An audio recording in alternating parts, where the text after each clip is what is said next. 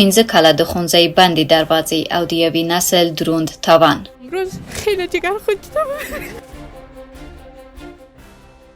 15 کاله وړاندې د ډیرو افغان نجونو ورځ د ښوونځي له زنګ او کتابونو سره پیلېده. د ښوونځي یونیفورم، کتابونه او د زده کړې هیلې د هغوی د راتلونکي برخه وه. آرزو داریم که بخواهیم دکتر شویم یا انجینیر، اما اینا هیچ نمیخواین که ما کم درس بخوانیم. خو د 2021 کال د اگست په 15مه د جمهوریت نظام له سقوط او د طالبانو له بیا واکمنېدو سره د میلیونونو نجونو د زده کړې لاره بدله شوه.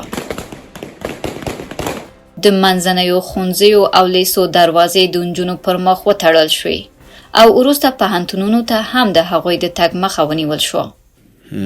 په دې مسله کې خلانو جواب دادی لکه څنګه چې تعلیم تر امر ثاني پورې معطل دی، د پښتنه یې هم تر امر ثاني پورې معطل دی.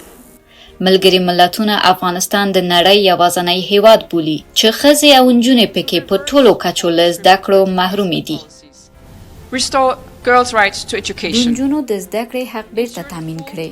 د افغان ټولنې په ټولو برخو کې د ښځو بشپړ برابر، معنا لرونکي او خوندي ګډون تضمین کړي او د ټولو افغانانو بشري حقونو او بنسټیزو ازادیو ته درناوی وکړي.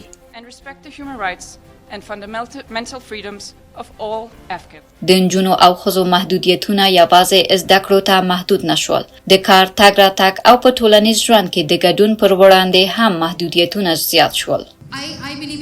زه پر مذاکراتو او خبرو اترو باور لرم، خو په عین حال زما په اند دوی د ښځو او د نجونو بشري حقونه په رسمیت ونه پیژني.